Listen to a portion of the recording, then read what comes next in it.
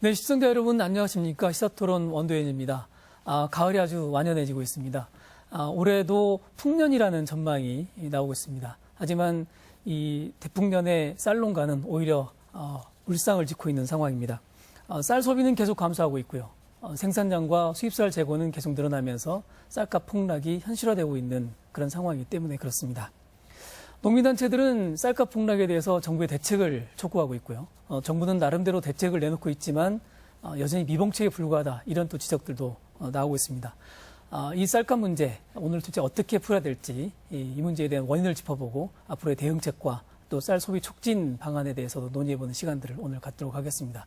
먼저 오늘 나와주신 분들 소개해드리겠습니다. 이용호 국회의원님 나오셨습니다. 네, 안녕하세요. 예, 안녕하십니까. 강승구 전라북도 농축산수산식품국장님 나오셨습니다. 네, 안녕하세요. 예, 그리고 박흥식 전국 쌀생산자협회 전북본부장님 나오셨습니다. 네, 안녕하세요.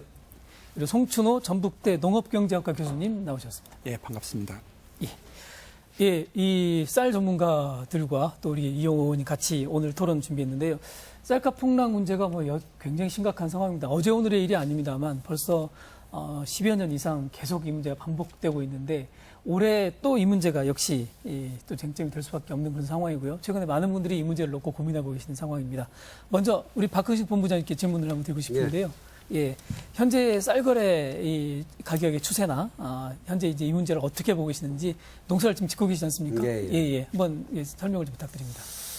일단 올해 조벽 가격이 전년도에 시작할 때는 6만 5천 원에서 시작해서 5만 5천 원까지 갔던데 올해는 이제 3만 5천 원까지 떨어졌던 2만 원대가 떨어졌습니다. 그래서 이런 것들이 이제 현재 여론화가 되면서 농민들은 이게 과연 맞냐 이런 참담한 현실입니다.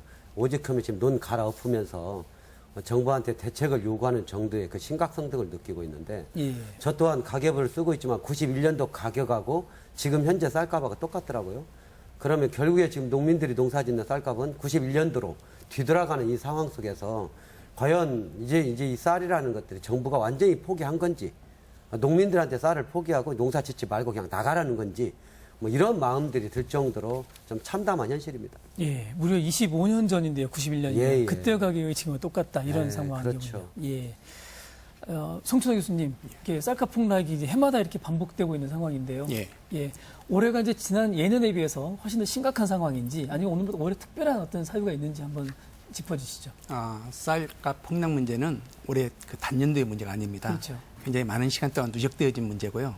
많은 원인들이 여기에 들어가 있습니다. 네, 첫 번째는 소비량 감소량에 비해서 생산량 감소가 적게 일어났고요. 그러니까 최근 온난화가 일어나고 있지 않습니까? 이 온난화도 쌀 생산량에 굉장히 많은 영향을 미칠 거라고 판단이 되어지고 있습니다. 근데 이러한 요인보다는 실제적으로 가장 큰 요인은 두 가지가 있을 수가 있는데요. 작년도에 양곡관리법이 개정이 되었습니다. 거기에는 이 혼합 부분을 금지시켰는데요. 예전 같으면 올해 같은 경우 예를 들면요, 2015년3하고 올해 산을 섞어가지고 내년도에 일정 부분 팔 수도 있었습니다. 이 부분이 금지가 되면서 지금 수학기에 민간들이 가지고 있는 36만 톤이 지금 시장에 쏟아지고 있습니다. 그래서 이게 쏟아지지 않더라도 지금 폭락될 지금 상황인데요. 그다음에 세 번째는 수입쌀 관리를 잘못한 부분이 있습니다. 지금 저희가 의무적으로 수입해야 될 양이 40만 톤인데 이 40만 톤 부분에서 지금 작년에도 쌀 폭락 문제가 굉장히 이슈화가 됐었는데요. 작년 같은 경우도 12만 톤, 올해 같은 경우도 6만 톤의 식용쌀을 수입을 했습니다. 이런 수입쌀 관리의 실패 부분이 쌀값 폭락으로 이어지고 있습니다. 예, 크게 세 가지 문제. 구조적으로 늘 이 환경상의 변화가 있다는 말씀, 생산량이 늘고 있는데, 또 양곡관리법의 문제, 그리고 수입쌀 관리 이렇게 세 가지 말씀해 주셨는데요. 이용호 의원님, 당 차원에서도 지금 이 문제를 놓고 고민하고 계시는 걸로 알고 있습니다.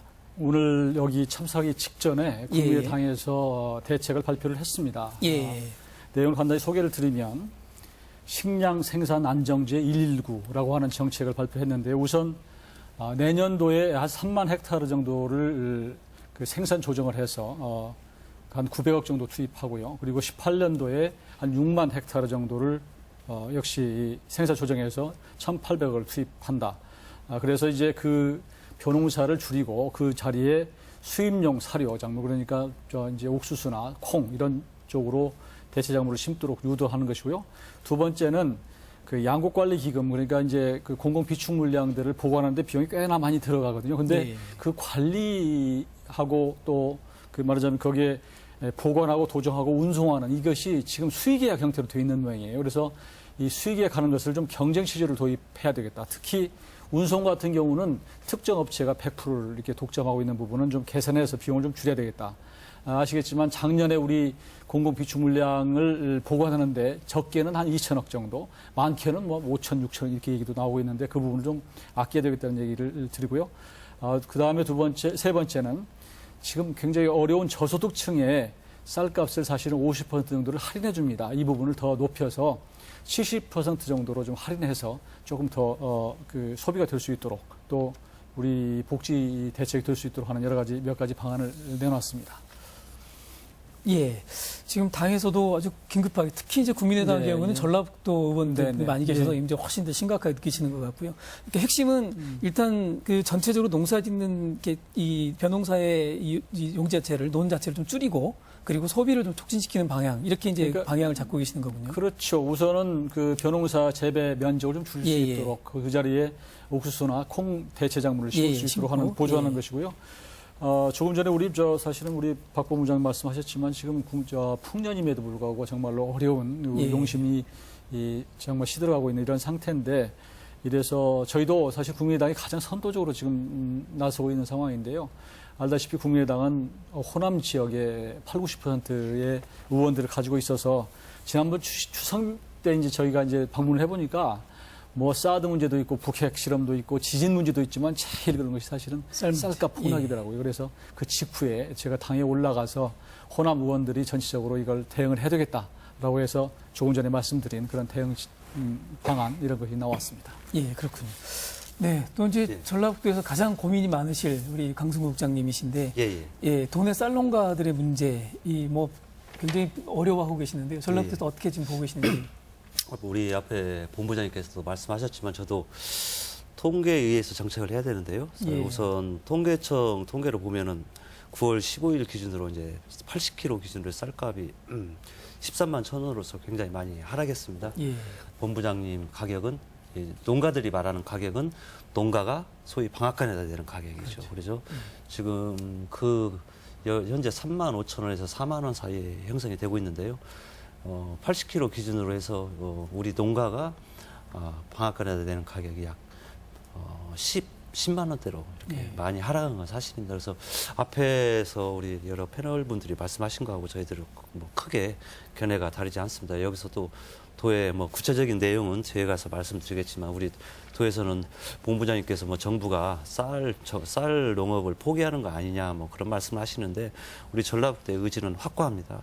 우리 쌀은 우리 식량 안보이자 식량 주권입니다. 그래서 쌀 농업만큼 뭐 물론 쌀을 비롯해서 모든 농업을 갖다가 계속 지속적으로 유지를 나가야 되지만 특히 쌀만큼은 어떠한 경우라도 꼭 지켜내겠다는 게 우리 전라북도의 의견이라는 걸 말씀드리면서 구체적인 내용은 차차 뒤에 가서 말씀을 드리도록 하겠습니다. 네, 그러시죠. 어쨌든 전라북도 입장에서는 이 쌀 문제에 대해서는 분명한 의지를 좀 갖고 계신다는 말씀이시고요.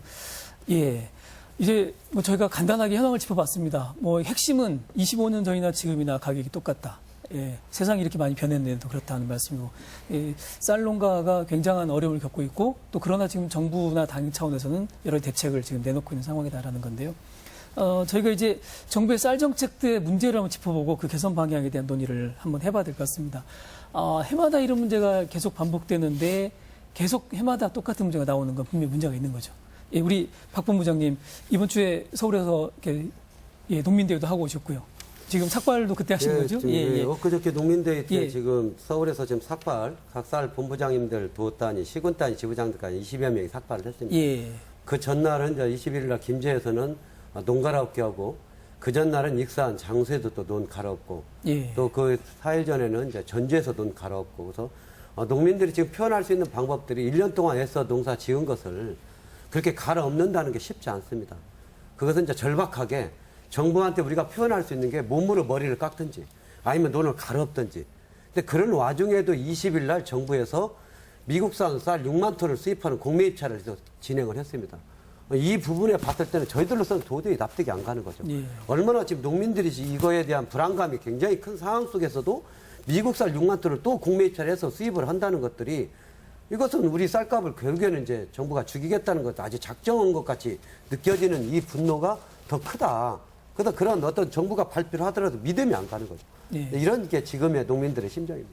정부가 지금 내놓은 대책은 뭐가 있습니까? 그리고 그걸 어떻게 전년도 대책하고 지금 예. 일단 기본적인 것들에 대한 톤은 똑같고요. 예. 다만 이제 뭐 앞서 얘기하겠지만 농지 부분에 대해서 진흥 지역을 이제 해제하고 예. 이것을 이제 투기의 장으로 만들겠다는 겁니다. 예. 결국에 미래에 대한 우리 후손들에 대한 식량 기본 틀을 만드는 거에 대해서는 아예 포기하고 지금 당장 급하니까 이제는 농지를 전부 다 투기의 장으로 만들어서 기업들이 땅값 싸니까 농지에다가 공장 짓고 할 수 있는 토대를 만들겠다는 것들은 저로서는 도저히 납득이 안 가고 어떻게 이런 생각을 하는가 정부가 예. 이런 부분에 대한 답답함이 있는 거죠. 예. 그 부분에 예, 말씀하시죠.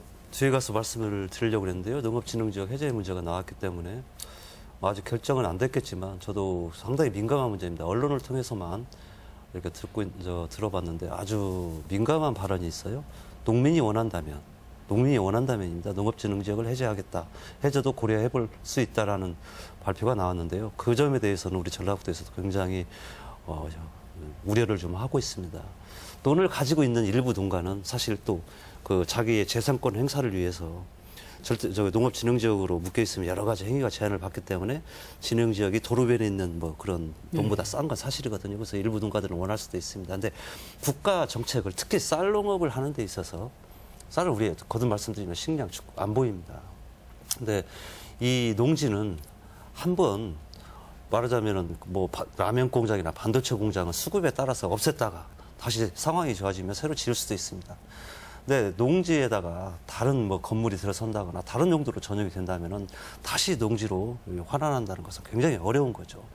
그래서 저희 전라북도에서도 이 진흥지역 해제 문제만큼은 좀 더 가까이 여론을 듣고 정밀하게도 용역도 좀 하고 그렇게 어느 날 갑자기 하루 이틀 새에 팍 이렇게 정책을 추진해서는 안 된다고 봅니다. 그리고 농림부에서도 뭐 실무적으로 확인을 해봤지만 앞으로 좀 더 신중하게 접근할 것이라는 그런 대답을 받았습니다. 그래서 진흥지역 문제는 저희들도 그런 심각한 우려를 하고 있다는 말씀을 먼저 드립니다. 예, 그렇군요. 정부에서 지금 그 생산 조정제 얘기가 나왔었어요. 예. 전년도에 올해도 마찬가지고. 그리고 지금 당에서도 이 부분에 대해 예산을 편성해서 2018년까지 확대한다고 하는데 문제는 지금 내년도 예산은 다 깎였거든요. 예. 생산 조정제에 들어갈 예산이 다 깎여 있는 상태에서 지금 농림부가 할 수 있는 게 없습니다. 지금 상황에서. 저는 이 측면에서는 저는 국민의당에서 이 부분에 대해서 당론으로 농지 부분에 대해서 진흥적으로 해제하는 것들은 저는 바로 즉각적 대응을 해줘야 된다고 봅니다. 예. 그리고 또한 조정제 관련해서는 올해 예산에 편성이 돼서 올해부터 일정 정도 생산 조정제가 들어가서 농민들이 원하진 않지만 어찌됐든 그렇게라도 쌀 부분에 대해서 정리가 된다면 콩, 옥수수로 대체하는 부분에 대해서 거기에 따른 제반 예산이 확보됐을 때 농민들이 따르는 거거든요. 예. 그렇게 유도하기 위해서는 좀 당에서 적극적으로 좀 대시를 해주는 것들이 농민들이 원하는 상황입니다. 예, 말씀하시죠. 조금 전에 말씀드린 대로 국민의당에서 아주 적극적으로 나서고 있습니다. 잘 기억하시겠지만 지난번에 전기세 누진 폭탄도 국민의당에서 제일 먼저 제기를 해서 나중에 결국 정부에서도 움직이기 시작했는데 이 문제도 가장 먼저 저희가 대응하고 있다는 말씀을 드리고요. 기본적으로 이런 문제는 생산과 소비의 균형입니다.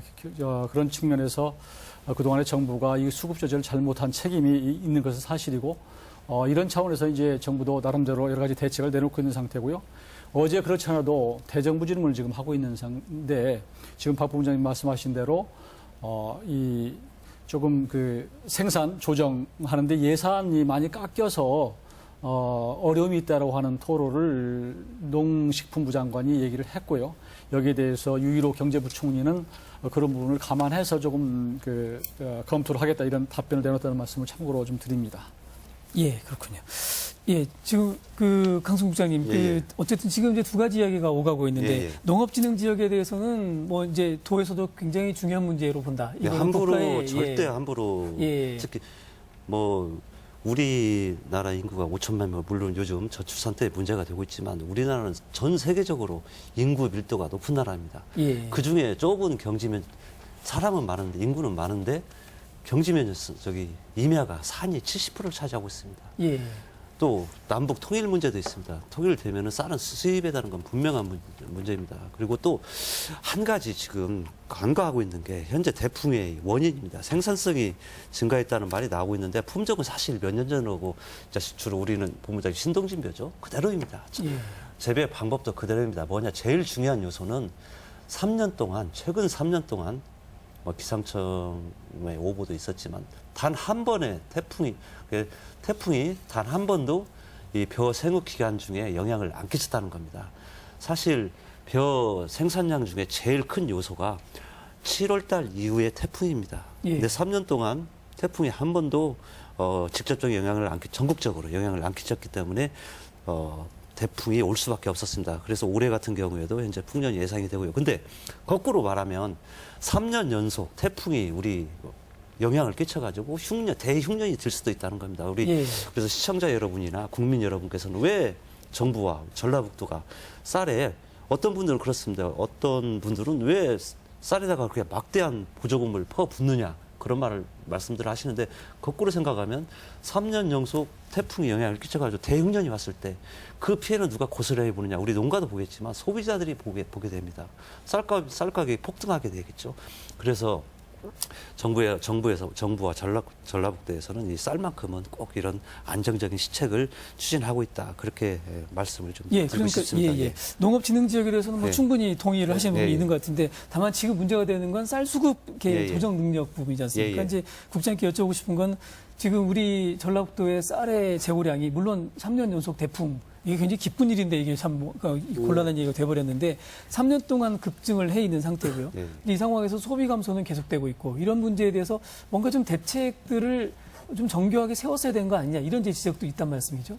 예, 첫 번째 제일 앞에서도 계속 거론이 됐는데 아무래도 생산량과 재고량이 많으니까 생산량을 줄이는 시책이 제일 근본이 되겠죠. 그래서 생산 조정제가 지금 대안으로 떠오르고 있습니다. 그런데 저희들이 볼 때는 생산 조정제라는 건 쉽게 말하면은 논에다가 벼를 재배를 안 하고 그렇죠. 콩이라든가 옥수수 등 다른 작물을 재배했을 때 일정한 보조금을 주는 겁니다. 근데 본부장님께 여쭤보면 그러면은 농가분들이 올해 같은 경우는 정부 시책을 추진했지만 보조금을 못 줬어요. 그러다 보니까 많이 참여를 안 하지 않습니까? 그럼 또 생산 조정제 이런 문제가 있어요, 본부장님. 콩 많이 심으시면 어디다가 파실 거예요? 파실 대책이 있으세요? 확실한 그다음 그 대책이 문제가 되고 옥수수라든가 여러 가지 품목이 문제가 되는 게 왜 벼 재배하는 기간 7, 8월에는 우리나라에 내리는 강우량의 50%가 그 기간에 집중됩니다. 첫째, 농사가 잘 된다 하더라도 제가 걱정하는 건 그걸 판로를 어떻게 또 우리가 책임을 져줘야 되잖아요. 예. 두 번째, 그다음에 작황에 문제가 생겨요. 100mm, 200mm의 집중호우 속에서 자랄 수 있는 작물이 벼 말고는 없습니다. 거의 없어요. 그래서 벼를 재배하는 것이고요. 그래서 저는 생산 조정제보다 더 나아가서 휴경제도 과거에 했었습니다. 그래서 그렇죠. 휴경제도 심각하게 고려해야 되지 않나. 본부장님도 아마 이 말에 대해서는 동의를 안 하십니까? 본부장님 잠깐만요. 말씀드리기 전에 우리 송순 교수님께 좀 말씀을. 그래서 생산 조정제하고 결론적으로 휴경제도 심각하게 고려를 해봐야 된다. 그렇게 생각을 합니다. 먼저 이 송춘 교수님께 이 문제에 대해서 좀 해외 사례라든가 한번 짚어주시죠. 일본도 2010년하고요. 2013년에 쌀값이 폭락을 했었습니다. 2014년도 같은 경우는 33%나 폭락을 했는데요. 올해 들어가지고는 정상 가격으로 회복을 했습니다. 근데 일본이 성공한 부분은 91년도부터 지속적으로 생산 조정제를 실시했는데 일본에서는 생산 조정제는 실패다 평가를 받고요. 2014년부터 생산 조정제 내용에 한정된 게 뭐냐면 사료작물입니다. 근데 사료작물이 옥수수가 아닙니다. 옥수수는 우리 논에는 맞지 않는 품종입니다. 아무리 개량을 한다 하더라도 옥수수 같은 경우는 그렇게 현실성이 없는 대책이거든요. 근데 콩 같은 경우에서도 우리 자급률 높여야지만 실제적으로 콩 부분이 일정히 생산하다 보니까 가격 폭락되는 그런 현상이 발생되고 있습니다. 일본 같은 경우에서는 이 논에다가 약 7% 가까운 논에다가 뭘 심냐면요. 사료용 쌀을 심습니다. 사료용 쌀을 한해서만 이 보조금을 주고 있습니다. 쌀은 쌀인데 사료용으로. 그러다 보니까 쌀이 부족할 때는 언제든지 식용쌀을 재배할 수 있는 그게 가능한 겁니다. 그런데 여기에서 전제 조건이 뭐냐면 생산 농가하고 축산 농가, 그다음에 축산 단체, 사료 회사하고 계약 됐을 때만 지원이 되어집니다. 근데 이 부분 쪽에 국민들의 동의가 가능한 부분이거든요. 근데 우리가 지금 먹거리 부분에서는 GMO 문제가 심각하게 이렇게 부각이 되고 있는데 사료작물에 대해서는 그렇게 안 되어 있습니다. 근데 이러한 부분들이 가능하려면 단기적으로 쌀이 남기 때문에 뭔 대책을 세워야 되는 게 아니고 장기적으로 우리가 식량을 어떻게 가져갈 것인가에 대한 비전이 세워져야 됩니다. 근데 우리는 그 비전이 없습니다. 10년 전에도 지금 쌀값 폭락 문제가 되셨고요. 이대로 가면 10년 후에도 이게 또 논란이 될 거거든요. 그래서 장기적인 비전 속에서 이 부분을 어떻게 가져갈 것인가 하는 부분인데요. 우리가 지금 쌀이 남느냐 하는 문제인데 우리가 2000년대에는 약 10년 동안에 걸쳐서 많을 때는 40만 톤 정도를 북한에다가 우리가 원조를 했습니다. 그렇죠. 통일 문제는 우리가 피해갈 수 없는 문제입니다. 그래서 그것까지 염두에 가지고 장기적으로 쌀 문제를 어떻게 가져갈 것인가 하면 지금 쌀이 남는 시기가 아닙니다. 그래서 이 논을 어떻게 잘 유지시키는가가 굉장히 중요한 문제거든요. 이런 장기적인 전략이 반드시 필요한 상황이다 볼 수가 있습니다. 지금 여러 가지 의견이 제시되고 있는데요. 지금 조금 전에 우리 송 교수님 말씀하신 그 사료, 사료화하는 문제는 어제 그렇더라도 제가 그 농림식품부의 그 국장을 제가 좀 불렀어요. 그래서 얘기를 들어봤더니 이 부분에 대해서 지금 말씀하신 이제 사료 쌀 하는 문제에 대해서는 적극적으로 좀 검토를 하고 있는 중이고 저희도 지금 요구하는 것은 작년에가 2012년도에 쌀을 묵은 쌀이죠. 9만 톤 정도를 지금 사료했는데 앞으로 좀 그 양을 적극적으로 좀 확대를 해서 일본 같은 경우는 지금 물량이 한 60만 톤 정도를 사료를 했습니다. 그래서 우리도 그 절반 정도 목표겠지만 한 20, 30만 톤이라도 좀 사료할 수 있는 그런 방안이 있으면 찾아달라 이렇게 요청을 하고 있는데요. 제가 뭐 농림식품부를 편을 드는 건 아니고 거기도 나름대로 사실 많은 분들의 요구가 있어서 그 대책을 세우고 있는 것 같기는 해요. 그러나 지금 늘 쌀값이라는 게 굉장히 예민하고 비탄력적이기 때문에 이 부분을 해마다 조정한다는 것이 쉽지 않은 측면이 있어서 더 장기적인 다양한 툴을 좀 동원을 해서 했으면 하는 그런 바람이 있습니다. 박 본부장님. 일단 그 앞서 우리 강승구 국장님께서 이야기한 부분에 대해서는 저는 이제 장기적인 계획 속에서 가야 된다고 봅니다. 지금 현재 쌀값이 이렇게 떨어지니까 뭐 콩 심으라 옥수수 심으라 이게 문제가 아니라 식량 작업률을 법제화해서 실제 우리 콩 소비라든가 지금 사료작물에 대해서 지금 콩 같은 경우에 가공용은 전부 다 GMO 콩이나 GMO 옥수수를 다 대체하고 있으니까 사료용이. 그래서 지금 이런 상황 속에서 그러면 국내에서 먹는 여러 가지 가공식품에 대해서 안전하게 공급할 수 있는 게 국가의 의무입니다. 그러면 식량 작업률을 높여서 오히려 콩이나 옥수수를 대체할 수 있는 부분에 대해서는 예산이 편성되면 얼마든지 농민들 기술 좋습니다. 아무리 비가 와도 그 만들어내랍니다. 그런 부분이고요. 그래서 실제 정부는 단기적인 계획과 장기적인 계획이 필요한 건데 지금의 단기적인 부분에 대해서는 앞서 우리 송 교수님께서 얘기했던 부분에 대해서 대북 지원에 대해서 전에 노무현 정권 때 40만 톤에 대해서 또 이명박 정부 들어서면서 단 한 톨도 못 올라갔지 않습니까? 이것은 남북관계 경제 국면이 아니라 인도적 차원에서 지원했던 부분이 있습니다. 차관으로 줬던 부분도 있고요. 그리고 우리가 또다시 다른 걸로 받을 수 있습니다. 우리가 쌀을 주고 옥수수를 가꿀 수 있고 콩도 가꿀 수 있고 다른 자원을 가꿀 수 있습니다. 이것은 위기적인 측면에서 정부가 어떻게 하냐에 따라 달라지는 문제지 남북관계 경제국은 별개의 문제입니다. 저는 이런 부분 대북 지원도 일정 정도는 제도화할 수 있는 법적으로 제도화해서 단기적으로 지금 북이 굉장히 어려운 속에 있습니다. 수혜로. 지금 굉장히 심각한 문제에 국제적으로 여론이 되고 있는데 저도 TV 통해서 봤습니다. 그렇다면은 제가 판단할 때는 지금 정도 한 50만 톤 정도는 일단 좀 인도적 차원에서 이렇게 지원해 줬을 때 우리 내부적인 문제도 해결되면서도 남북 관계가 경색되는 부분에서 풀 수 있는 하나의 돌파구도 말 수 있는 게 이게 정부의 의지가 중요하다는 것입니다. 그리고 장기적인 계획에서는 식량 자급률을 토대로 이러한 것들이 정부가 예산을 동반해서 농민들이 심고 그리고 미국 농산물의 GMO나 이런 가공식품들이 대체되는 것들에 대해 우리 농산물로 할 수 있을 때 우리 국민들한테 안전한 먹거리를 제공할 수 있기 때문에 중요한 사안이라는 것입니다.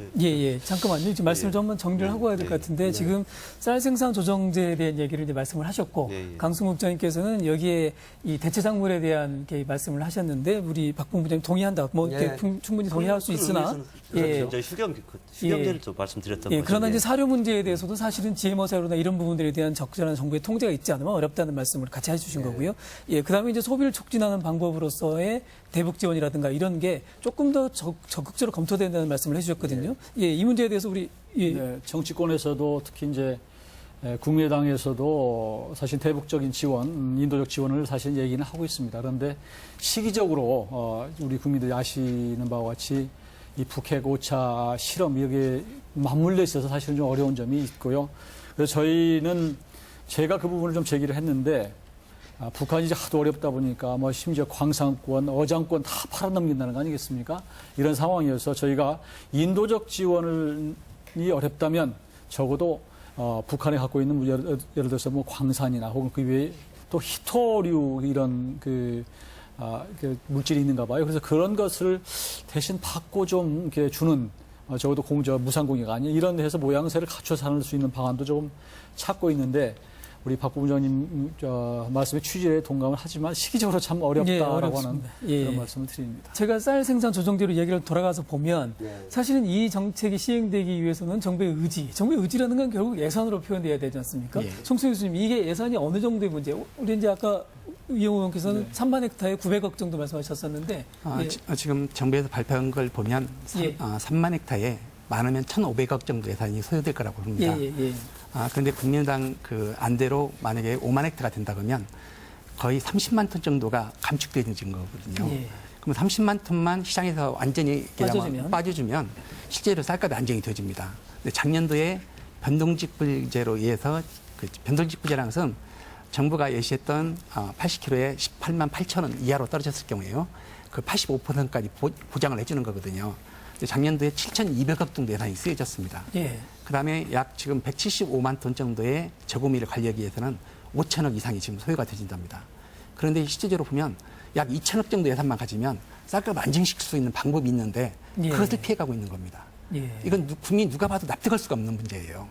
2천억 예산 가지면 생산자도 만족하고 소비자도 만족하고 정부도 만족할 수가 있습니다. 근데 그 정책은 반개하고 나머지 부분은 올해 같은 경우는 지금 14만 원 이하로 떨어졌기 때문에 1조 원 이상의 변동직불금이 필요하다고 예상이 되어집니다. 그러니까 우리 농민들도 이 부분에 대해서는 변동형 직불금 안 받고 싶어요.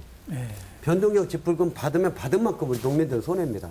그게 마치 농민들한테 혜택을 주는 것처럼 얘기하는데 천만의 말씀이에요. 이것은 알피스에서 내는 가격에 대한 평균 가격이 되기 때문에 전라북도 가격하고 강원도 가격하고 기본적으로 2만 원 차이가 납니다. 2만 원 차이의 갭에 대해서 우리는 항시 손해를 보고 있고 또한 거기에 그 직불제가 포함되어 있습니다. 고정직불금이 포함되어 있기 때문에 실제 우리 송춘호 교수님 얘기하듯이 지금 현재 직불제를 그렇게 7천억 이렇게 줄 게 아니라 변동형 직불금을 줄 게 아니라 오히려 생산 조정을 통해서 변동형 직불금을 안 받을수록 농민들이 이익인 만큼 그러면 이거에 대한 예산도 절감되고 그다음에 생산 조정이 되는 것들에 대해서 농민들도 좀 공감되는데 그 예산을 일정 부분 예산만 농민들한테 농민들은 소득이 중요한 거 아닙니까? 쌀 농사가 중요한 게 아니라 쌀 농사를 짓지 못하는 거에 대한 소득을 그 정도 보장해주면 농민들도 편한 거죠. 이런 부분에 대해서 국가가 적극적으로 해야 되는데 그런 부분에서는 물론 농민들이 쌀을 금방 깨우떡 하시는데 다른 작물로 대체하는 것도 쉽지는 않습니다. 저도 콩 농사 지라고 해서 통농사 지어봤어요.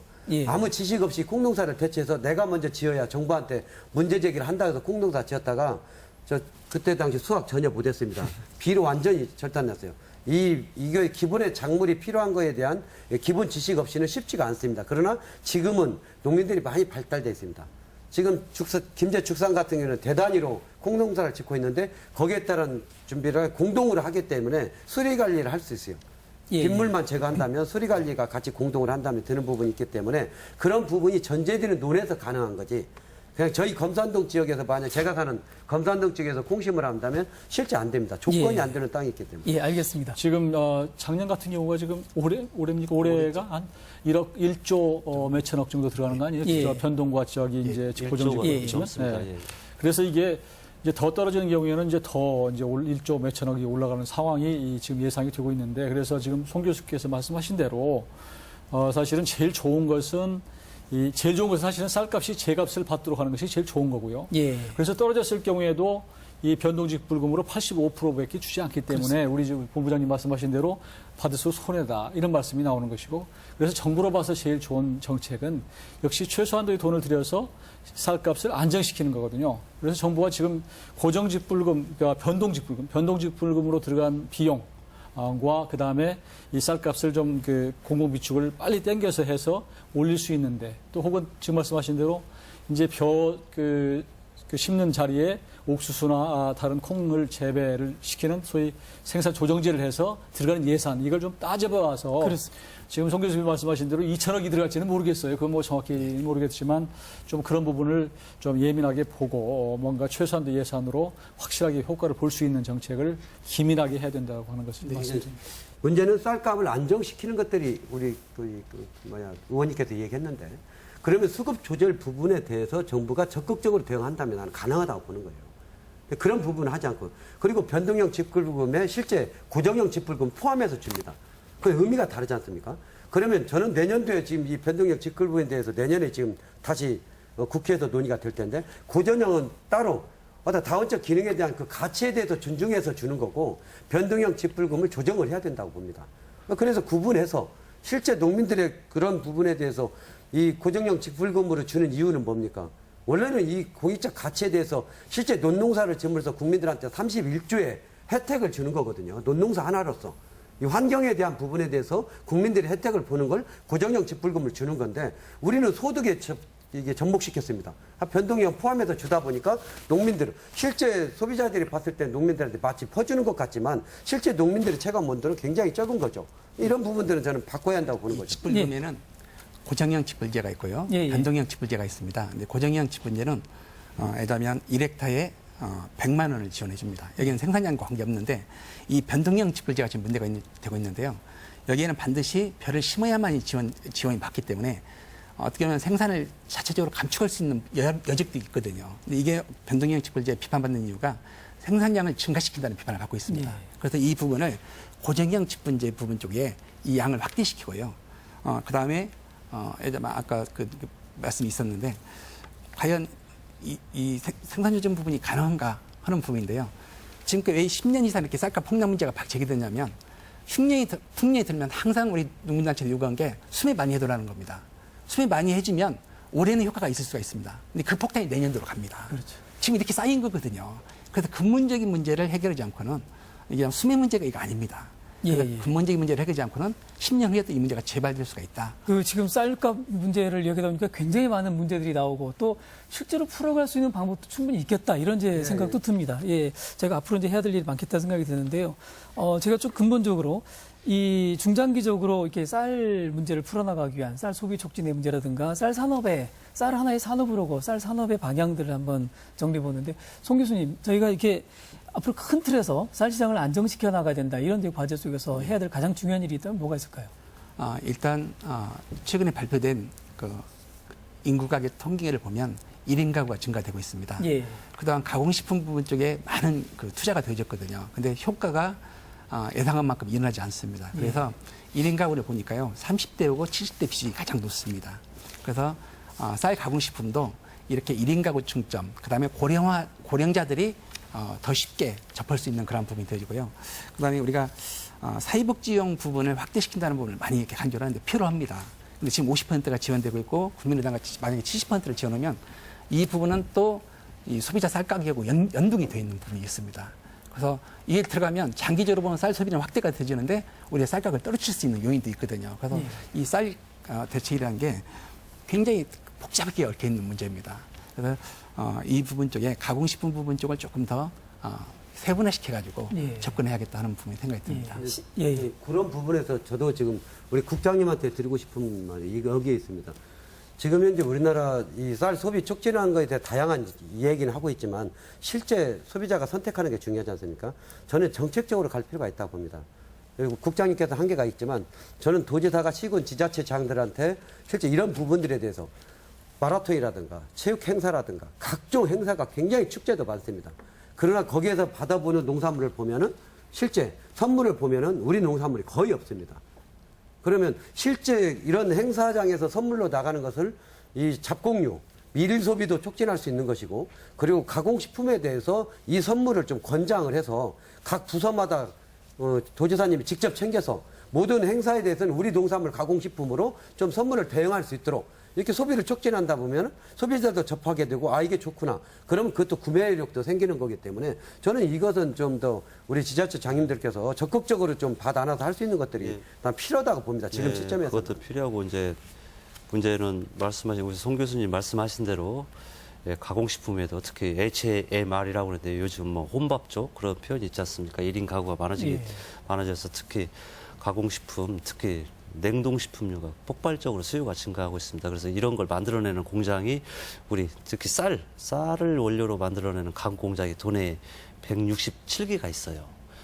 그래서 이분들이 쌀을 1년에 약 4만 톤 정도, 이게 적은 물량입니다. 4만 톤 정도를 소비를 합니다. 우리 전라북도가 약 70만 톤 생산하거든요. 그런데 문제는 이 쌀 가공업체들이 되게 영세합니다. 대부분 5억 미만의 매출을 올리고 있어요. 그래서 저희 도에서 생각을 좀 하다가 우리 국산 쌀, 특히 도내산 쌀을 원료로 하는 공장들을 중심으로 업체당 1억 원 영세하다 보니까 시설이 형편없어요. 그래서 작년도부터 해서 약 10개소에 10억 원을 투자해가지고 하고 있고 내년도에도 우선 시설 현대를 해줘야 좋은 제품을 만들거든요. 그런 것도 하고 두 번째 친환경 쌀 학교급식이에요. 무상급식은 일반 쌀만 주거든요. 근데 저희들이 친환경 쌀을 하면은 아무래도 생산량도 좀 줄어들고 또 애들도 좋고 해서 친환경 쌀 학교급식은 저희가 전국에서 거의 유일하게 하고 있고요. 계속 이걸 확대해 나가도록 하겠습니다. 세 번째는 이제 수출이죠. 연평균 우리가 300톤 정도밖에 현재 수출을 못 하고 있습니다. 근데 좀 저희들이 해외 바이어라든가 그다음에 또 해외에 나가서 무료로 시식회 같은 걸 하는 프로모션 행사를 좀 많이 해가지고요. 수출도 좀 많이 해 나갈 수 있도록 해보겠습니다. 예. 예. 지금 이제 결국은 쌀은 넘쳐나는데 이걸 어떻게 소비할 것이냐의 문제거든요. 그렇습니다. 알다시피 해외에서 매년 41만 톤은 의무적으로 수입해 와야 되는 상황이고 또 그러면 그 소비가 이루어지거나 아니면 그것의 일정 부분이 해외로 다시 나가야 되는데 북한에 주는 인도적으로 주는 문제는 이미 또 막혀 있는 상태고요. 그렇다고 해서 해외 원조를 했으면 좋겠는데 해외 원조도 지금 못하게 돼 있어요. 왜냐하면 쌀 수출국들이 우리나라가 다시 그것을 원조 주는 것을 막고 있는 상태였습니다. 그래서 작년까지는 그랬는데 올해는 이제 올해부터는 그게 가능하게 된 것이 이 식량 원조기구 원조 협약에 가입할 요건을 갖춘 상태여서 저는 그 해외 이제 일본 같은 경우도 지금 한 20만 톤 정도의 쌀을 해외로 보내고 있는데 우리도 거기에 가입을 해서 좀 일정 부분을 내보내야 되겠다라는 생각을 하는데요. 그것도 좀 어려운 것이 있는 것이 한 번 주면 10만 톤을 주기로 했으면 영원히 줘야 된다고 그럽니다. 그러니까 그러다 보니까 좀 부담이 되는 측면이 있는데 처음 좀 그 가입을 해서 작은 물량이라 좀 내보내는 것이 필요하고요. 또 한 가지는 그렇지 않으면 이제 소비 촉진인데 여러 가지 쌀, 과자, 쌀에 관한 여러 가지 그들인데 그것도 역시 이제 아까 우리 강 국장님 말씀하신 대로 이제 촉진하고요. 그러면서 최근에는 이제 교육부 저희 이제 당에서는 좀 교육부하고 서로 협력을 해서 요즘에 고등학생, 중학생들이 아침을 안 먹고 오는 경우가 많으니까 젊은 학생들이 삼각김밥을 매우 좋아한다고 그래요. 그래서 삼각김밥을 좀 대량으로 만들어서 교육부와 협의해서 좀 주는 방안 이런 것도 좀 생각을 해볼 수 있는 것 같고요. 아까 조금 전에 말씀드린 대로 이제 사료하는 문제 이걸 여러 가지를 잘 복합하고 그러면서 절대농지도 조심스럽게 좀 접근하다 보면 큰 틀에서는 좀 방향을 잡지 않을까 이런 생각을 합니다. 본부장께 여쭤보고 싶은 거는 이 실제 현장에서 농사를 짓고 계시지 않습니까? 이제 농가들 입장에서 보면 물론 정책적인 지원도 필요하지만 농가 차원에서의 뭔가 이렇게 쌀 산업에 대한 또는 이렇게 이 쌀의 이 다양한 이렇게 이 진로에 대한 좀 자구책도 있어야 되지 않겠습니까? 농가에서 생각하는 좀 농가의 나름대로의 자구책이 있다면 어떤 게 있을까요? 지금 상황에서 뭐 크게 자구책이라고 얘기하는 그렇고요. 이미 품질 부분에 대해서는 거의 전라북도 같은 경우는 이미 신동지로 다 전환됐기 때문에 농민들이 지금 고품질로 간 것은 이미 전라북도는 안정화가 됐습니다. 이런 부분이고요. 그다음에 지금 대체작물로 가는 것들이 과수로 전환하고 있습니다. 문제는 이게 지금 그 FTA 기금으로서 일정 정도 폐원하게 되고 이제 포도라든가 복숭아라든가 폐원하잖아요. 또 한쪽에서는 그거에 대한 또 시설을 또 지원하고 있고 이게 지금 구조가 안 맞는 부분들도 일정 정도는 있습니다. 그래서 이 과일이라든가 다른 작물로 전환하는 것들이 농지가 굉장히 축소되고 있는 건 사실입니다. 그러나 이것은 스스로가 판단해서 자구책으로 가는 거지 이게 대안 아니다. 저는 쌀로서 농지로서 보존됐을 때 다른 작물이 살아납니다. 이게 다른 작물로 전환하면 이 폭락하는 것은 일도 아닙니다. 그래서 지금 현재 수급 조절 일정 정도 과잉이 되고 이미 미국 농산물에서 도저히 우리가 지금 이 가격 경쟁이 맞지 않기 때문에 지금의 논이 다른 작물로 전환하는 것들은 오히려 문제가 심각하게 전환되기 때문에 지금 논으로서 형태를 앞서 우리 국장님께서 휴경을 하든지 생산 조정을 하든지 아니면 이 그 사료용으로 대체하든지 이게 유지되는 것들이 지금 현재 이 농지가 일정 정도 가격이 유지되는 틀입니다. 네, 알겠습니다. 예, 저희가 이제 오늘 쌀값 폭락에 대한 이야기를 쭉 들어봤는데, 오늘 아주 저희가 전라북도에 있습니다만 사실 전라북도니까 이게 대한민국 전체의 쌀 문제를 같이 대표하다시피 하면서 저희가 이야기를 할 수 있는 그런 주제가 아닌가 싶습니다. 오늘 토론을 마무리하면서 좀 마무리 말씀 듣고 정리하도록 하겠습니다. 먼저 손순희 교수님. 쌀값 폭락 문제가 내년에는 다시 재발되지 않았으면 좋겠습니다. 그러기 위해서는 먼저 농림축산식품부 의견하고 우리 생산자 의견을 하나로 모아야 됩니다. 더 많은 이해가 돼야 되겠고요. 사실 이 농식품부는 쌀값 안정화에 대해서 굳은 의지를 가지고 있습니다. 근데 그러한 부분에 기재부를 설득 못 시키고 있거든요. 그래서 이게 우리는 하나다는 그런 의식이 필요한 부분 같고, 그다음 올해 단지 수급 사항만을 개설하는 것이 아니라 장기적으로 목표를 어떻게 가져갈 것인가 하는 부분에 그 비전 수립이 가장 중요하겠습니다. 예, 고맙습니다. 박근식 본부장님도 마무리 말씀 부탁드립니다. 지금 그래도 뭐 전라북도는 송하전 도지사님께서 삼당동정을 통해서 민관이 협치를 통해서 많은 논의를 하기 때문에 상당히 도움이 되고 있습니다. 근데 이 쌀 문제가 뭐 전라북도가 할 수 있는 문제가 아니라 국가가 하는 문제라 저는 이제 국가에서 식량 자급률을 법제화하고 장기적으로 미래에 대한 우리 후손들한테 안전한 이 농지와 그리고 농산물이 공급하고 있고 또 그런 부분들에 대한 소득이 농민들한테 소득이 보장될 수 있는 틀이 중요하다고 봅니다.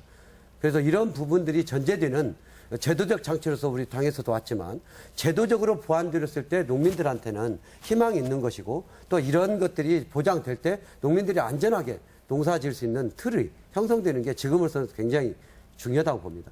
예, 알겠습니다. 강 국장님도 마무리 말씀 부탁드립니다. 네, 비단 쌀값만이 문제가 아닙니다. 지금 FTA로 인해서 각종 수입 농산물이 쏟아져 오고 있고 그래서 우리 농업 농촌이 굉장히 힘이 듭니다. 그래서 본부장님도 말씀하셨지만 그래서 우리 현재 도정의 최중점 시책을 농업 농촌에 두고 삼락농정이라는 시책을 추진하고 있습니다. 앞으로도 우리 농업인과 같이 굉장히 어렵습니다. 이 어려운 난관을 극복해 나가기 위해서 최선을 다해 나가도록 하겠습니다. 예, 이영호 의원님. 네, 저도 농민의 아들입니다. 그래서 최근의 쌀값 폭락에 대해서는 마음이 무척 아픕니다. 우리 국민의당도 조금 전에 말씀드렸지만 식량 생산 안정제 119 또 그리고 어려운 그 저소득층에 대한 지원 확대 그리고 양곡관리기금 한 1,000억 정도가 있는데 이것이 제대로 쓰이는지 좀 줄일 수는 없는 것인지 하는 부분도 꼼꼼히 살펴보겠습니다. 여러 가지 제도적인 것 그리고 또 농식품부가 제대로 일을 할 수 있도록 저희가 정치권에서 뒷바라지하고 또 압력을 넣는 이런 것을 통해서 우리 농민들이 일하고 보상받고 그리고 행복할 수 있도록 하는데 저희 국민의당이 앞장서겠습니다. 예, 감사합니다. 오늘 시청자 여러분 어떻게 보셨습니까? 대풍이 들면 당연히 농민들은 기뻐해야 되고요. 또 그 대풍의 대가를 아주 행복하게 받아야 마땅한데 대풍이 들었는데 농민들의 고민이 더 깊어지고 있습니다.